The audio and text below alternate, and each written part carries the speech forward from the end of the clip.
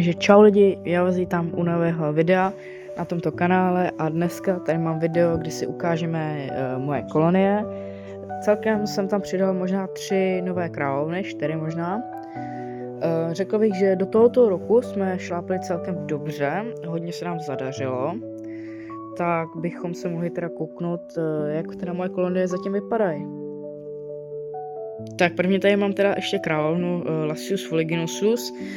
Tu jsem ztratil omylem dělnice, oni mi utekli, ale královnu jsem našel, takže zkusím teda pak, to je nějaké bordel má, takže ještě zkusím pak najít nějaké jiné teda dělnice a zkusím to s nějakýma jinýma.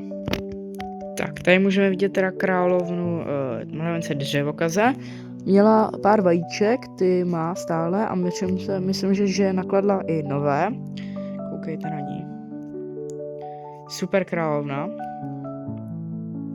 Vždycky vajíčka tady má, takže snad se povede. Tak, tady můžeme vidět královnu Lasius Niger. Ta teda furt nevím, co s ní je. Vlastně tady je teda kukly, nejspíše je přijmula a teď je tady takhle schovaná. Uvidíme teda, jestli třeba se jí narodí dělnice a třeba pojede od znova, naklade vajíčka. Uvidíme. Tak a tady můžeme vidět teda tu kolonii z Lasius Fuliginosus. Dělnice ji přijali, ale stále tady žádné vajíčka nevidím. Takže snad ta královna teda naklade, uvidíme. Doufám, že naklade, že bych byl pak když tak naštvaný. A nejspíše ji teda přijmuli a snad aspoň naklade. Tak, tady můžeme vidět Lasius Bruneus. Hezky, má tady hodně, ale hodně vajíček. Lasius Bruneus. Tak doufám, že budou dělnice.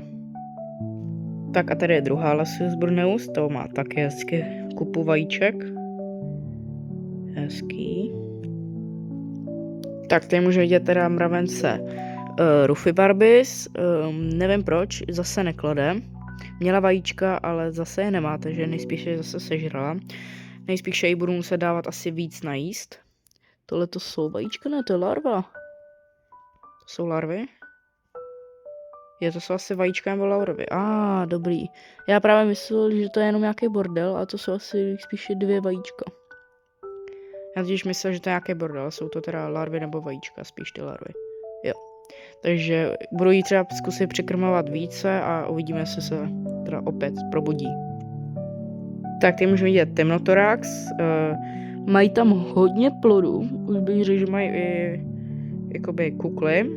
Takže tohle vypadá jako nadějná, hezká velká kolonie. Dám jim teda nažrat a uvidíme. Super kolonie. Tak tady můžeme vidět Solenopsis fugax. Hezká kupa vajíček, takže doufám, se povede. Tak a poslední, co tady mám, je tato Myrmika.